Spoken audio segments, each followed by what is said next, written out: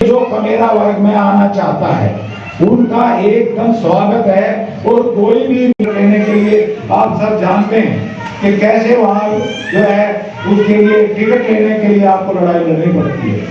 को मेरा इतना ही मानना है, जिस स्पीड से आप बढ़ा रहे हैं इसी में तो उन सब के लिए लड़नी है जिसका हक जिसको मिलना चाहिए। हक क्या है? जाति, जितनी जितनी जाति, जितनी जितनी वो आप एकता में ये सब चीज जीत सकते हैं। ज्यादा ना बोलते हुए मुझे 2 मिनट का समय दिया, मैं आपका धन्यवाद करता हूँ। नमस्कार।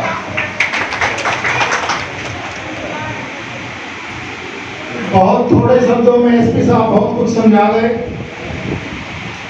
ये इनका तजर्बा रहा। आज के इस कार्यक्रम में आप सभी महानुभाव का हार्दिक स्वागत। कुछ ज्वलंत मुद्दों पर आज मैं डॉक्टर महेश कुमार, राष्ट्रीय संयोजक भारतीय कमेरा वर्ग पार्टी। इन मुद्दों को लेकर आज प्रोग्राम देखिए, भारतीय कमेरा वर्ग पार्टी समय समय पर जो वंचित वर्ग है, पिछड़ा वर्ग है, जिसकी संख्या के हिसाब से जो हिस्सेदारी होनी चाहिए और पूर्व में जितनी भी सरकारें बनी उन्होंने उनकी वो हिस्सेदारी सुनिश्चित नहीं की, तो उस वर्ग की लड़ाई लड़ती है। चाहे उसके अंदर किसी भी समाज से गरीब व्यक्ति हो, दलित हो, बैकवर्ड हो, किसान हो, मजदूर हो। तो आज जो ज्वलंत मुद्दा देश के अंदर छाया हुआ है, जातिगत जनगणना की बात आज कांग्रेस के बड़े नेता भी कर रहे हैं और तमाम पार्टियां इसको लेकर के चल रही है। तो भारतीय कमेरा वर्ग पार्टी ने आज विशेषकर गुड़गांव लोकसभा के उन तमाम लोगों को जो ज़मीन पे रह कर के संगठन के माध्यम से लोगों को जागरूक करते रहते हैं, जिनके साथ लोग जुड़े हुए हैं, तो लोकसभा सत्र पर उन साथियों का आज इकट्ठा किया है। और भारतीय कमेरा वर्ग पार्टी के भी जो लोकसभा के पदाधिकारी हैं और जो प्रमुख जो लोग हैं वो यहाँ पर मौजूद हैं। तो आज उनको संगोष्ठी के माध्यम से समझाया जाएगा कि 100 साल से जातिगत जनगणना क्यों नहीं कराई गई, उसका कारण क्या है। 100 साल के अंदर बहुत सारी सरकारें बनी, बीजेपी की भी सरकार रही, कांग्रेस की भी सरकार बनी, अन्य दलों की भी जोड़ तोड़ की सरकारें बनी। 2024 में चुनाव किस तरीके से देखते हैं, किस तरीके से आप उठाएंगे, तो क्या आपकी रणनीति रहेगी? डेफिनेटली कैडर के माध्यम से, संगोष्ठी के माध्यम से उन ज़मीन से जुड़े हुए लोगों को बुला करके उनको समझाने का काम किया जाएगा, क्योंकि जानकारी सबसे बड़ा हथियार है।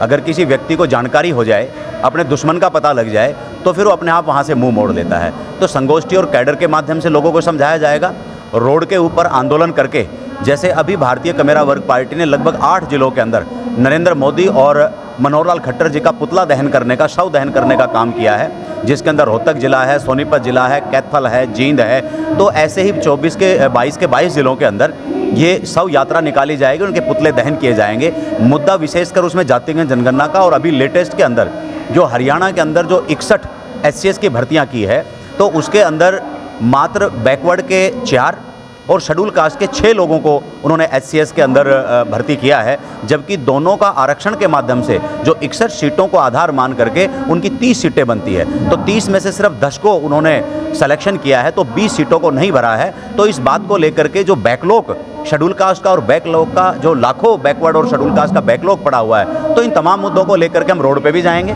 गली मोहल्ले गांव में जाएंगे। अपने पदाधिकारियों की हमने ड्यूटी भी लगाई है कि बूथ स्तर पर जाकर के दुश्मन की पहचान कराए। और आने वाले समय में, और ये तो आवाज़ आ रही है, ज़मीन से आ रही है कि बीजेपी और कांग्रेस से जो मैम पहले तो अपना परिचय दीजिए।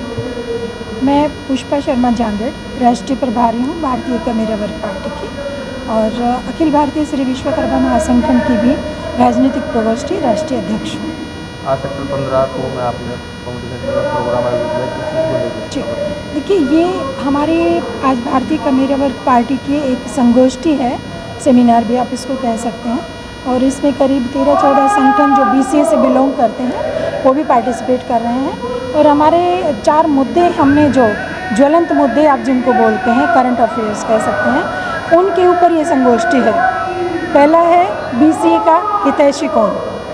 क्या BCA आपने ऐसे ही बना दिया, मतलब हमारा इसमें क्या बेनिफिट है, क्या नहीं है, तो उस पर चर्चाएं चल रही हैं। तो BCA का हितैषी कौन, ये एक हमारा मुद्दा है। दूसरा है महिला आरक्षण का। ये महिला आरक्षण एक तरह से एक चॉकलेट खिलाने वाली बात है हमें, क्योंकि जब तक इसमें आपने 33% तो दे दिया और महिलाओं से वोट भी बटोर लेंगे 2024 में। महिलाएं भोली होती हैं, वो अपना भला बुरा समझे बिना बस महिला के नाम पे, आरक्षण के नाम पे वोट देंगे, पक्का देंगे। सरकार ने गेम कार्ड खेला है इसके पीछे। इसको 2024 से लागू क्यों नहीं किया, 29 में क्यों लागू करेंगे? क्योंकि अगला फिर पंचवर्षीय योजना उनकी इलेक्शन की फिर से आ जाएगी, तो उसमें फिर से वोट बटेरे जाएंगे। लेकिन हमारे लिए तो एक चॉकलेट के अलावा कुछ नहीं है, और वो इसलिए कि इसमें BCA की भागीदारी कहाँ है? ये तो जनरल में ही आप ही ले जाएंगे महिलाओं का आरक्षण, आप ही की महिलाएं आएंगी। मैं तो नहीं आ सकती इसमें, मैं तो BCA से बिलोंग करती हूँ, क्या मुझे मिलेगा ये आरक्षण? तो जब तक ये आरक्षण नहीं होगा, ये महिला आरक्षण बिल हमारे लिए निरर्थक है।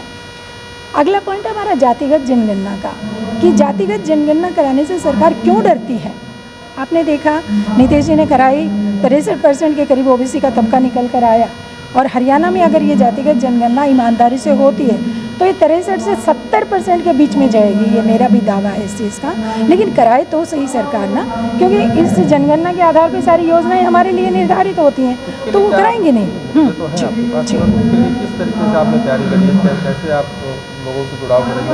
देखिए, इतने संगठन हमारे साथ आए हैं, तो एक मुहिम चली है, तभी तो वो लोग भी हमारे साथ शामिल हुए हैं ना इस कार्य के लिए, क्योंकि सब जान गए हैं कि ये जो जुमलेबाजी है उससे कोई काम नहीं चलने वाला है। हमें यथार्थ में चाहिए, कोई भी बात आप लागू करते हैं, कुछ करते हैं, वो यथार्थ में होनी चाहिए और उसका वास्तव में बेनिफिट मिलना चाहिए। योजनाएं तो बहुत बन रही हैं, लेकिन उसका बेनिफिट कहाँ मिल रहा है? तो जब तक बेनिफिट नहीं तब तक वो योजना किसी काम की नहीं है।